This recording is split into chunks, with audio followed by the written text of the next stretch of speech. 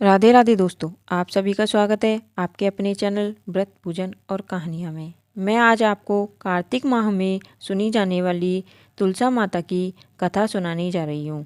एक कन्या थी, जब वह थोड़ी बड़ी हुई और उसको समझ आने लगी, तब से ही वह तुलसी माता की पूजा करने लगी।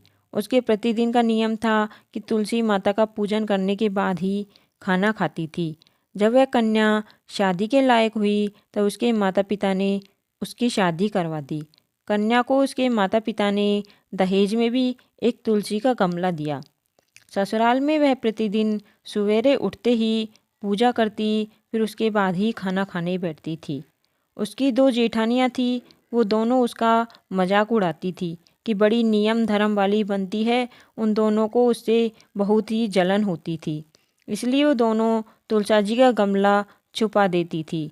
वह कन्या बड़ी मुश्किल से गमला ढूंढ कर लाती और अच्छे से पूजा करती और फिर खाना खाती थी। वह गमला ढूंढ कर लाती तो एक दिन उसकी जेठानियों ने गमले को घर से दूर फेंक दिया। कन्या ने खूब ढूंढा पर उसे गमला नहीं मिला। वह बहुत ही परेशान हो गई। एक दिन तो उसने खाना भी नहीं खाया। उसका नियम जो था, उस कन्या की सच्ची भक्ति को देखकर तुलसी माता उससे बहुत प्रसन्न हुई और उसके कमरे में तुलसी माता का गमला प्रकट हो गया। अगले दिन सुबह जब वह उठी तो क्या देखती है कि उसकी खाट के चारों कोनों पर तुलसी माता का गमला आ गया है। यह देखकर वह तो बहुत प्रसन्न हो गई कि अब मेरी तुलसी माता को कोई चुरा नहीं सकेगा। पूजन करने के लिए भी कहीं और जाना नहीं पड़ेगा और मेरी तुलसा माता को कोई फेंक भी नहीं सकेगा। वह तो जल्दी से उठकर स्नान करती और तुलसी माता की पूजा कर लेती।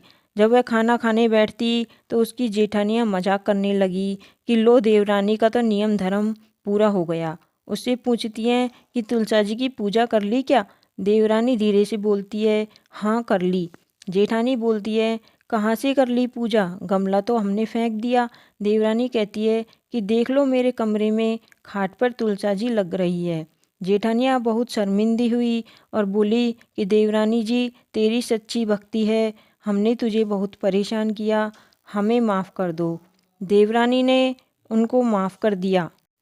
हम भी तुलसा माता से यही प्रार्थना करते हैं कि हे तुलसा माता, जैसी कृपा आपने देवरानी पर की, वैसी ही भी हम सब पर भी करना। कहानी सुनने वाले और सुनाने वाले सभी का भला हो, आपकी सभी मनोकामनाएं पूरी हो। कार्तिक की और कहानियाँ सुनने के लिए चैनल को अभी सब्सक्राइब करें और कहानी को शेयर करें। धन्यवाद। आपका दिन शुभ हो।